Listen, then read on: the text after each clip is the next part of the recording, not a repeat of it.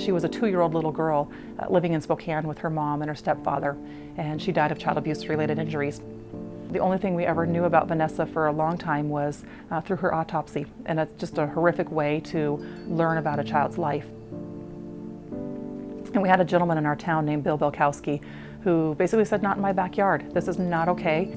I won't raise my children in a community like this that allows something like this to happen, and what can I personally do to make a difference?" He was really passionate about it being prevention-based. He didn't want to come in after a child had been hurt or neglected. He really wanted it to be a place where parents could identify their stresses before something happened.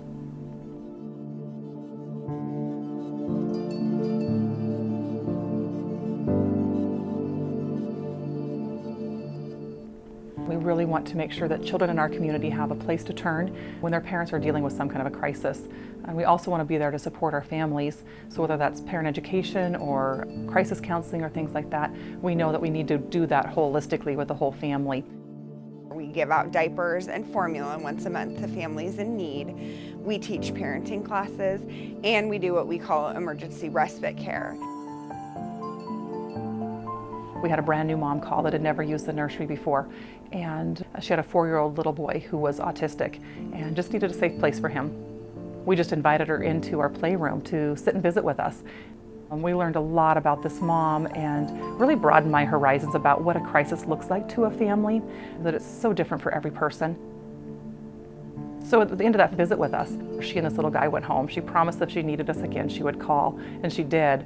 And a few months later, when she and I were sitting down, she shared with me that her intent that first night when she brought this little guy to us was to leave him in our care and to commit suicide.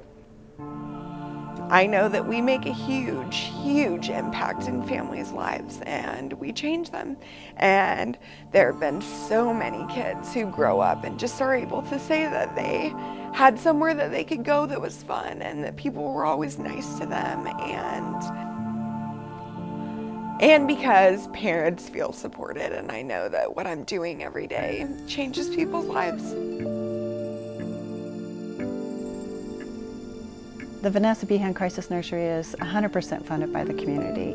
We could absolutely not do what we do without the community that has rallied around the nursery and said that this is an asset they want.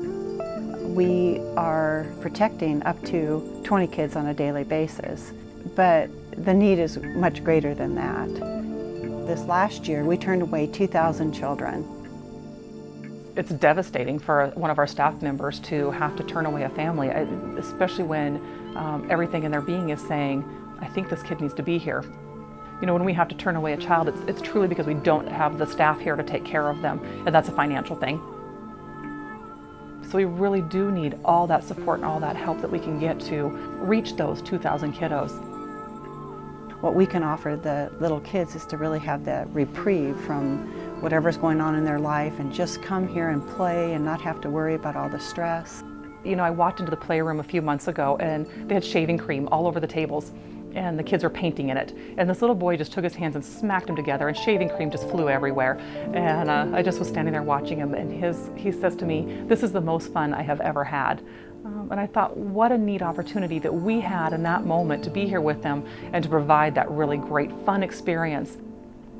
My guess is that they don't always get that experience at home. It is such a different thing for them to always be responded to in a nurturing way. And I think that that's what they take home, that they remember that there are adults who will be loving and nurturing to them no matter what.